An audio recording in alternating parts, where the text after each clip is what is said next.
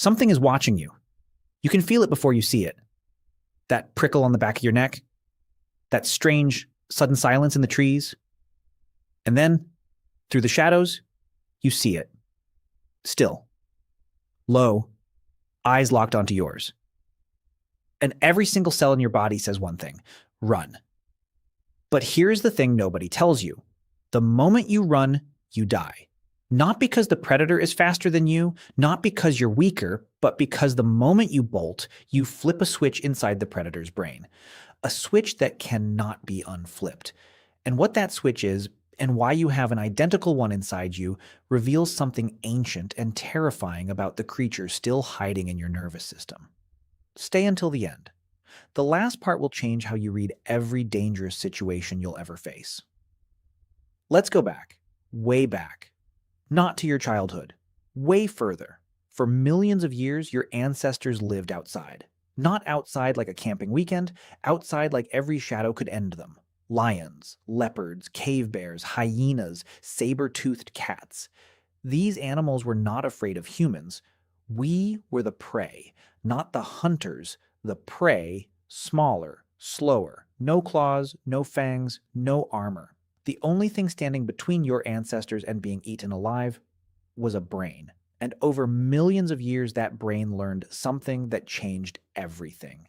It learned to read the predator before the predator moved. Here's the thing most people get completely wrong about predators. They imagine it like a movie. Predator sees human, predator attacks, credits roll, but that is not how predators work at all. A lion lying in the grass is not in attack mode. A bear watching you from 40 meters away is not hunting you. A mountain lion crouched on a rock is not committed to anything yet. Predators exist in different behavioral states. And the most dangerous thing, the single action almost guaranteed to push them over the edge, is to run.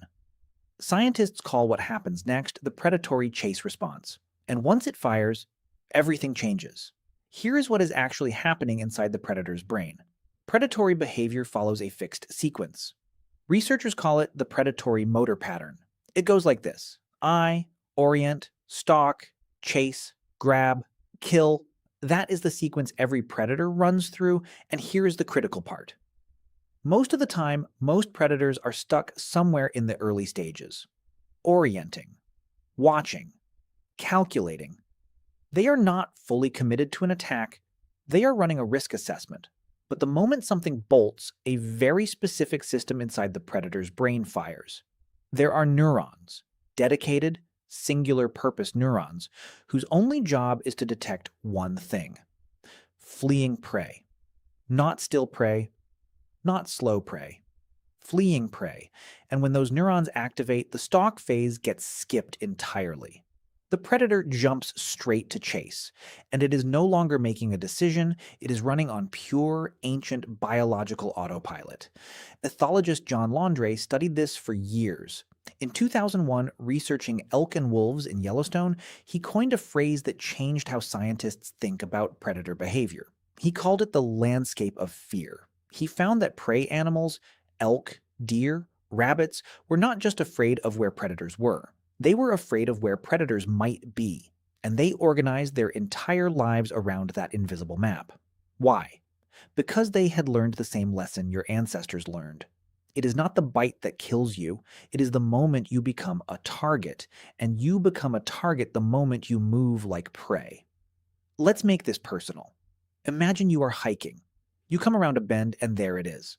A mountain lion, maybe 20 meters away, crouched, watching. Still as stone. Adrenaline hits your bloodstream before your conscious mind even processes what you're seeing.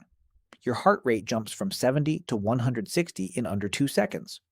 Your hands start shaking. Your legs want to go right now. And here is the brutal, counterintuitive, deeply uncomfortable truth. The thing that feels the most natural in that moment is the thing most likely to get you killed.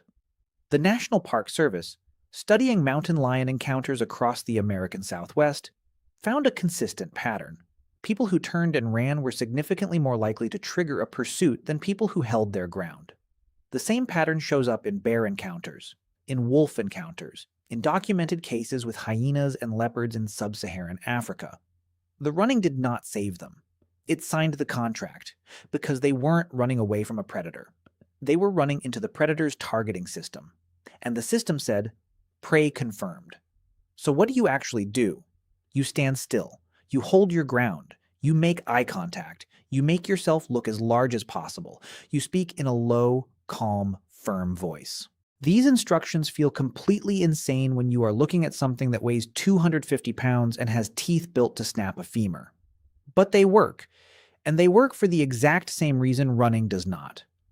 When you hold your ground, you do not activate the chase sequence. You keep the predator in the early stages of its decision tree. Orienting, calculating, assessing. And here is something people always forget about predators. They are deeply risk-averse. A predator that gets injured in a failed attack cannot hunt. A predator that cannot hunt starves. So every attack is a gamble, and predators only gamble when the odds are clearly in their favor. A large, upright, noise-making, eye contact holding human being does not look like easy prey. It looks like something that might fight back. And most of the time, the predator looks at you, runs the calculation, and decides. Not worth it. But here is the question underneath all of this. If standing your ground works better, why does every cell in your body scream at you to run? Why didn't evolution just build a calmer, smarter response into the system? This is where it gets really interesting, because the urge to run is not a flaw. It is ancient, perfectly calibrated software. For millions of years, the right response to a predator depended entirely on the situation. If you had distance and warning, running was the correct call. You could reach a tree, a cliff, a group, safety. The problem is running from close range, from ambush range. Because at close range, you have already lost the speed. War before it started. A lion runs at 80 kilometers an hour. A cheetah hits 120. A grizzly bear, despite looking like a slow animal, can reach 55 kilometers an hour. You, at your very best on a flat track, top out at around 24. You are not winning that race. Your ancient ancestors figured this out the hard way, and they discovered something older than running, something that predates fight or flight entirely: the freeze response. Scientists call it tonic immobility in animals. You have seen it your whole life without knowing what it was. A rabbit that goes completely rigid when threatened. A possum going dead still, heart rate dropping, breathing almost stopping. A deer standing absolutely motionless, even as headlights approach. These are not accidents, not simple fear. They are the oldest anti-predator technology on the planet, because the predatory chase circuit is triggered by movement. And no movement means no signal. In documented studies of large predators and their prey, researchers have observed predators walking within meters of a frozen animal and not attacking. Not because the predator was blind, but because the visual system hunting for the movement signal got nothing back. And here is the part that connects directly to you. This response is still in your nervous system right now. You have felt it. Think about the most scared you have ever been. Not startled, not anxious, truly, deeply, primal scared. Did you run? Or did you go completely still, feel time slow down, feel your whole body go cold and quiet? Most people in genuine extreme fear freeze first. That is not weakness. That is 400 million years of survival code doing exactly what it was designed to do. Now, here is what your ancient ancestors understood beyond just freezing. They read the predator. Survival on the open savanna was a negotiation. Anthropologists who study traditional hunter-gatherer communities, people who still live in direct contact with large predators today, find something remarkable and consistent.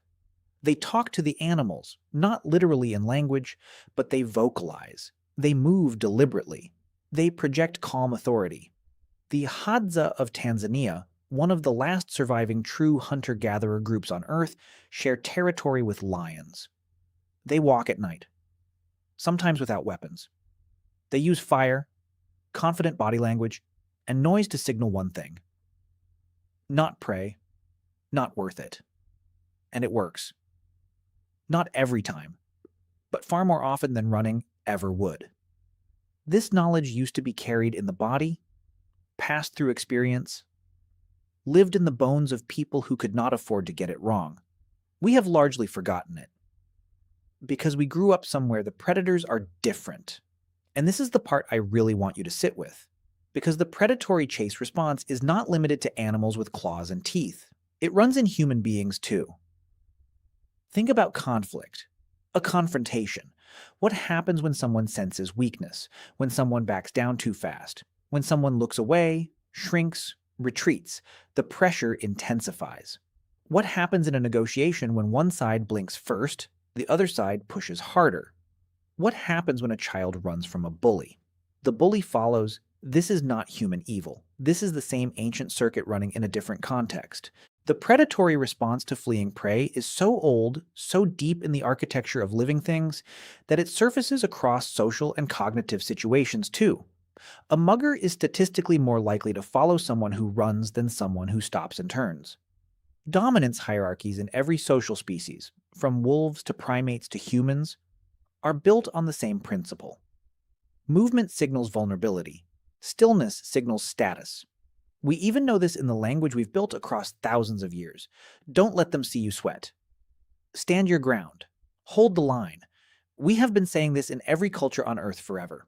We just didn't know the neuroscience behind why. Now you do. Let's zoom all the way out. For millions of years, your ancestors were small things in a very large and hungry world. They should not have survived. They were outrun, outclawed, outfanged. But they survived because they understood something that did not require language to learn. Stillness is not passivity. Stillness is a signal. It says, I have read this situation. I am not reacting blindly. I am not prey. The freeze, the held gaze, the calm, low voice, the body that does not bolt. These are not just tactics for a mountain lion encounter. They are the oldest negotiation tools your species possesses. And they work because every predator, four-legged or two-legged, is always running the same ancient calculation. Is this worth it? Is this target easy enough to pursue? Your ancestors spent millions of years learning to make the answer no. They passed that knowledge down, not in books, in your nervous system. The next time you feel the urge to run from a confrontation, from a hard moment, from something that frightens you, understand what is happening. Your ancient brain is firing. It is doing what it was built for, but now you have something your ancestors had to learn through blood and loss. You have the knowledge before the encounter. You know that running changes the equation. You know that the moment you flee, you activate something in whatever is facing you that becomes very hard to stop.